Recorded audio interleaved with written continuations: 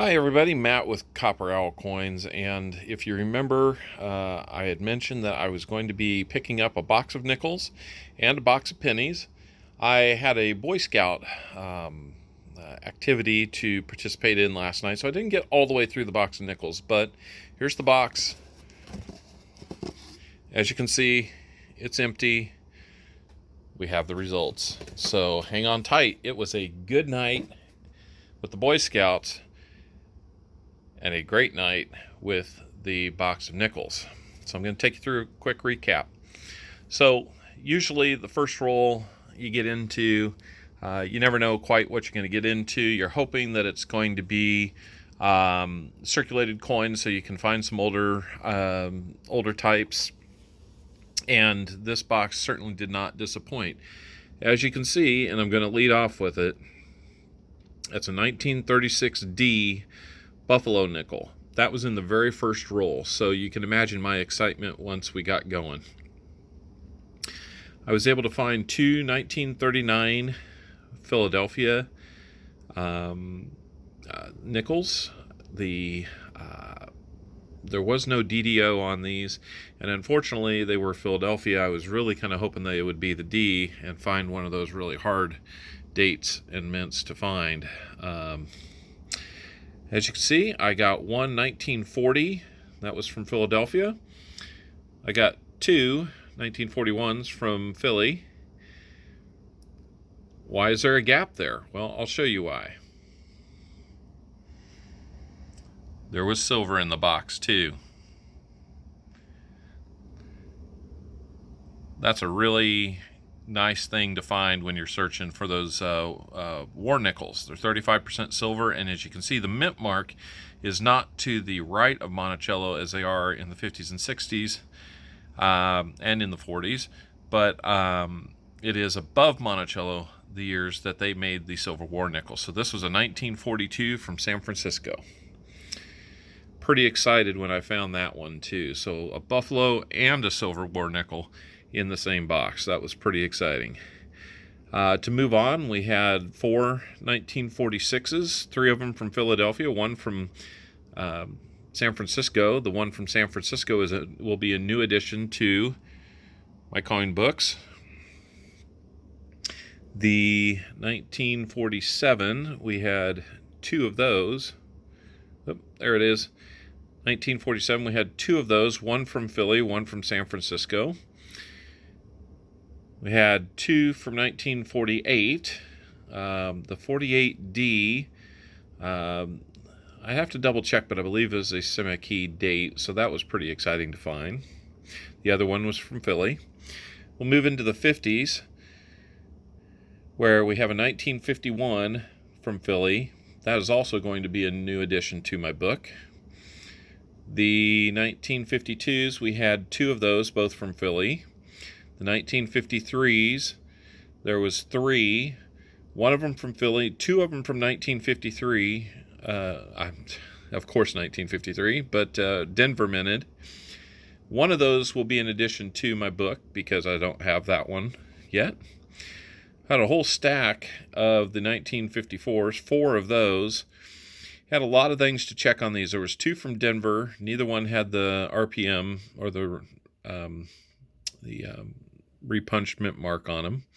The two from San Francisco were checked for the S over D variety or the DDR, and neither one of them was found, unfortunately. Moving on to 1955, we had a single Denver. Again, no D over S on that. Three of them from 1956, they were all Denvers. One from 1957 that was a Denver. Five of them from 1958, they were all Denvers. Got him upside down for you. And the last one was a 1959 from Denver as well. So all total, there were, I believe, 11 from the 40s and 20 or 21 from the 50s. That's a pretty amazing box in my opinion. I'm going to move on down here to a few of these others. The 2009P doesn't really stand out other than it's a 2009 and all the coins had a lower mintage that year. So I usually pull those out. But the nice thing about getting a Philadelphia minted one, it fills another hole in my album, and is the last one that fills a hole before. Let me double check here. It should be the last one that I have to fill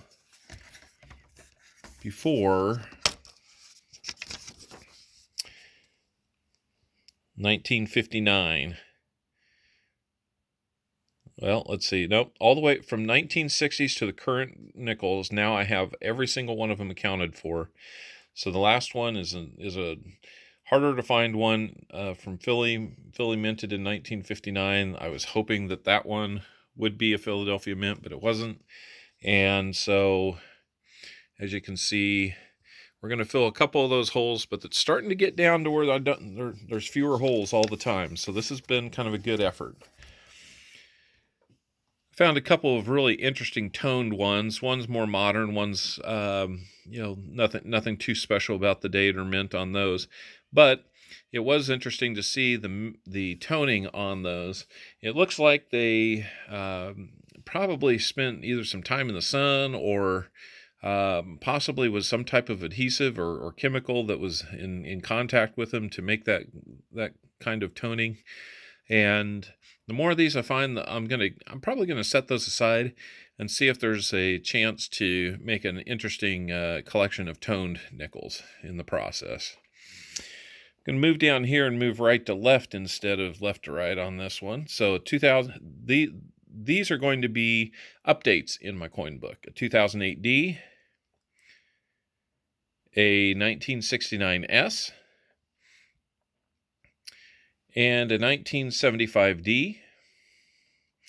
And that's going to bring me to the last two coins I wanted to kind of review with you here. They're both from 2004. One of them is a D, which is going to be an upgrade in my book. As you can see, the one on the right looks a little bit different. Well, that's because it was minted in San Francisco. And just over 2 million of the San Franciscos were minted. In 2004, only proof strikes came from San Francisco, so you can imagine my excitement. That was one of the last rolls of the box, in fact. So it was a wonderful way to bookend this box, starting with a buffalo, ending with a proof. Now the proofs, you can kind of tell just by looking at them. You see how frosted Jefferson's head looks on the right-hand one versus the left-hand one. Now that's not just funny lighting. That's actually part of the proof strike process, which is a very clean die. And they're made mainly for like collector sets. So this was probably once in a mint strike or proof strike collection with all the coins from that year, and it got opened up and found its way into circulation, which it wasn't necessarily meant for. The one on the left is a business strike and was meant for circulation. So you can also tell by the fields around the Jefferson head on the right hand one. I'll try and get it to where the light kind of picks it. You can see just how mirrored that becomes when it catches the light. Now this one does the same thing, but it's not nearly as stark a contrast between the frosted head and the fields in the back. When you look at them live, it really is a marked difference. So that's a lot of good things to come out of one box, and I was just thrilled to start it really with that interesting buffalo nickel, and to finish it with this proof and have the silver or nickel somewhere in the middle. Want to thank everybody for tuning in. It's been a lot of fun hunting this one. I can't wait to get into the penny box. I've got a little bit of travel this week, so it might be over Christmas that I get into the penny box, but we'll do another update video then. Till then, Matt with Copper Owl Coins, as we'll see you later.